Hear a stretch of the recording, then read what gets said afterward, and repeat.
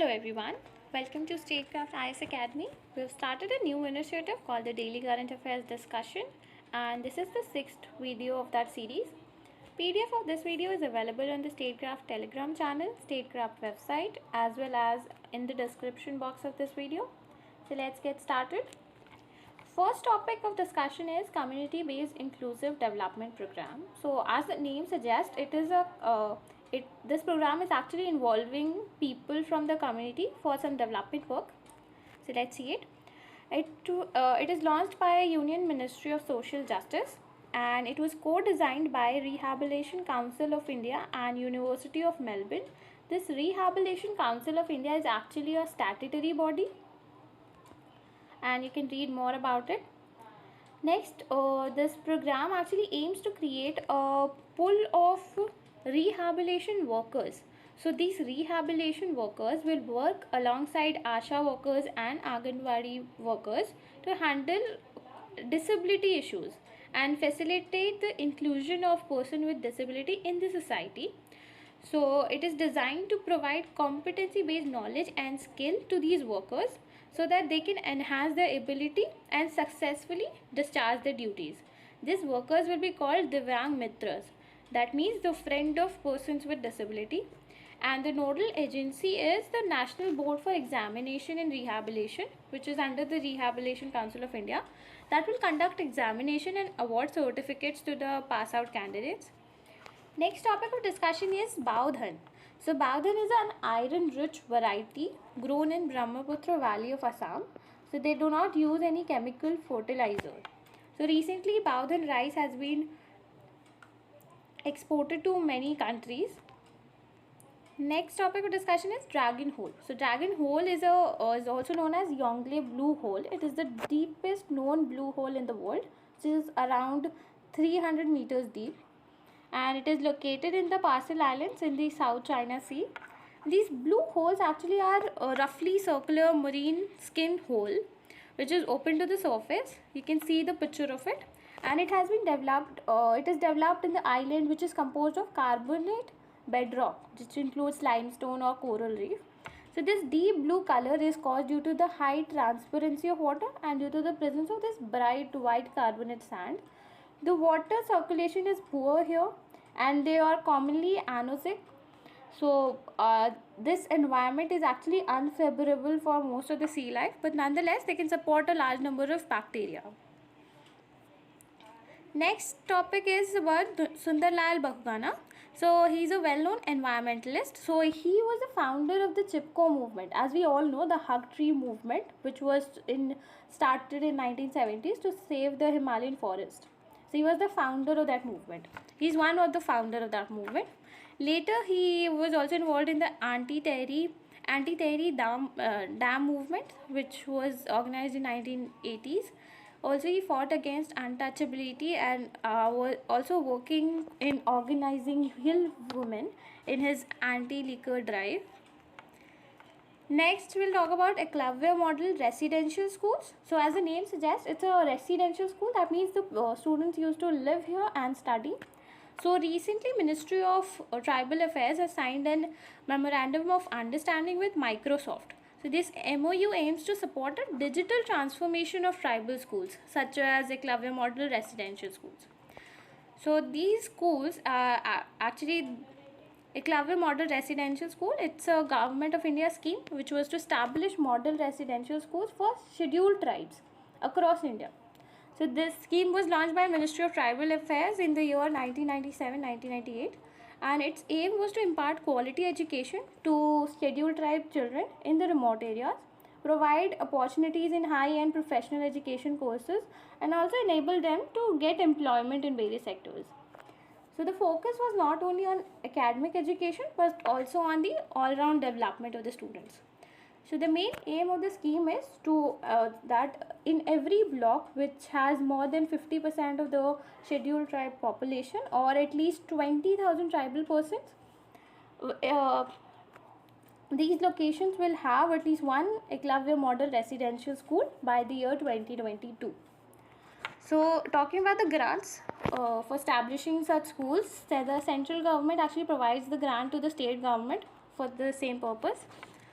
The schools are also in par with Navodaya Vidyalayas and also have special facilities for preserving local art and cultural body besides preserving local art and culture, also providing training in sports and skill development. Some stats related to tribal people and their education.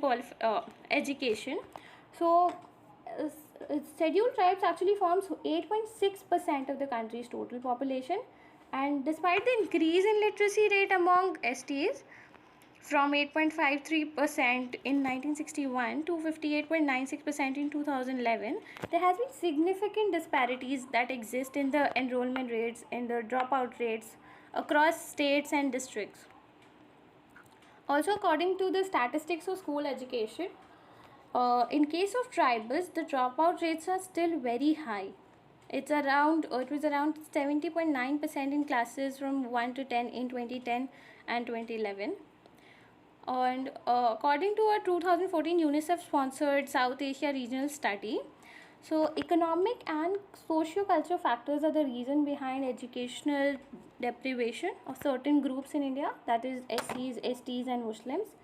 So based on the Indian Human Development Survey, it shows that incidence of poverty is highest among the scheduled tribes, that is around 49.6%, followed by scheduled castes around 32.3%, and then in Muslims that is 30.6%. Next, Eklavya model day boarding schools have also been established. So it is being set up wherever the density of ST population is higher, and this are set up providing additional scope for ST students who do not want to avail residential facilities. Talking about the MOU for digital transformation of tribal school, so Microsoft has uh, partnered with Government of India, and it is planning to make an artificial intelligence curriculum. So it will be available to tribal students in both English and Hindi schools, and teachers across the states will also be trained in a phased manner for using productivity technologies like Office 365 and AI applications in teaching. Next topic is National Archives of India. So it was originally established as a Imperial Record Department in 1891 in Calcutta. This department was then transferred to a new capital, that is New Delhi, in 1911, and it functions as an attached body of the Department of Culture, which is under Ministry of Culture. Next, it is a custodian of non-current records of enduring value of the Government of India, and also holds them in trust for the use of administrators and scholars. It is the biggest archive repository in South Asia.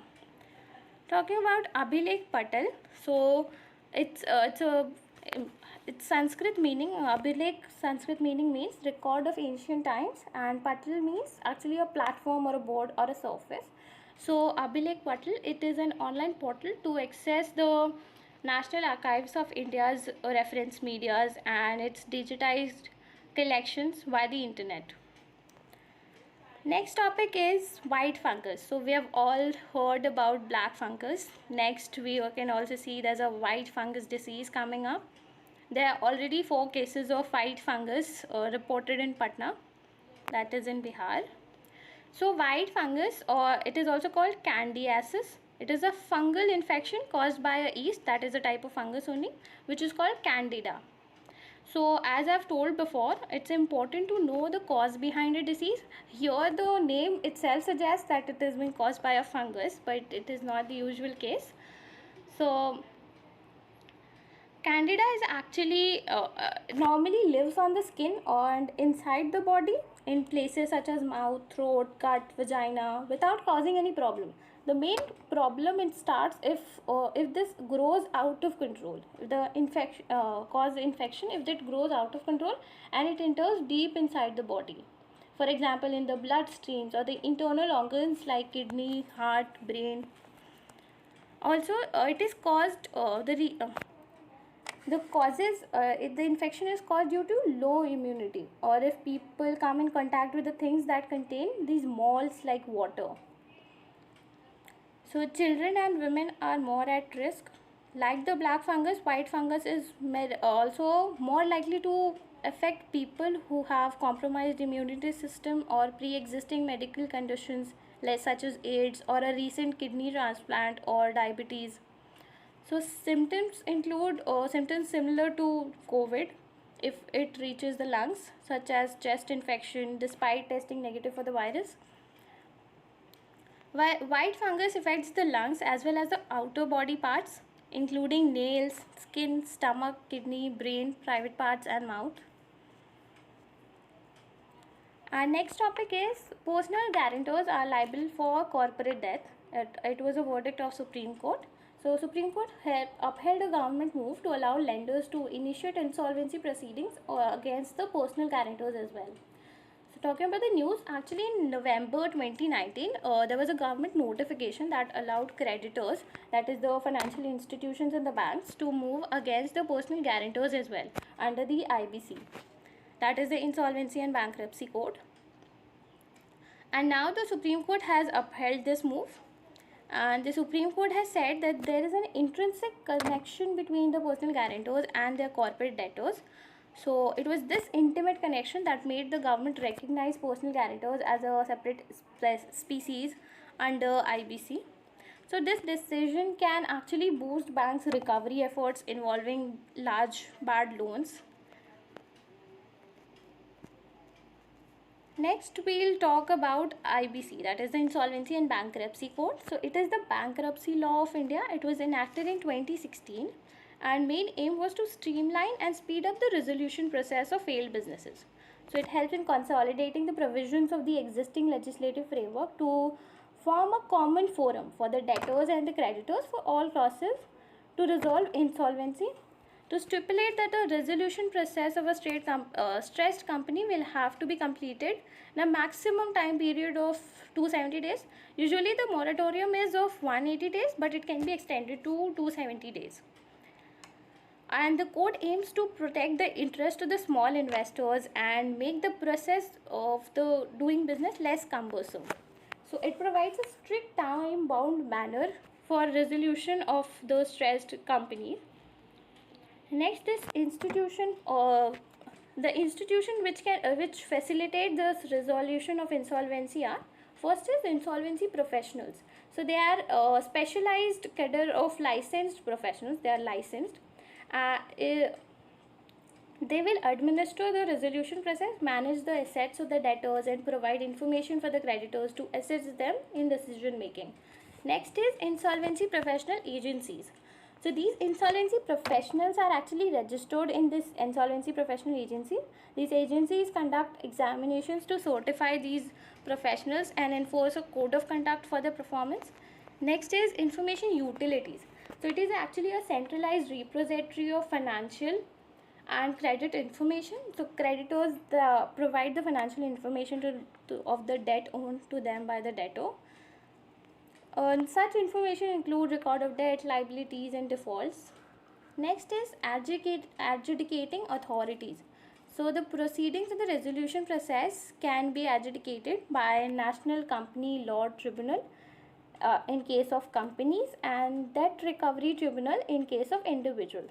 So it is an important point that for company related issues, they are supposed to the adjudicating authority is National Company Law Tribunal, and for individuals it is Debt Recovery Tribunal. Next is Insolvency and Bankruptcy Board.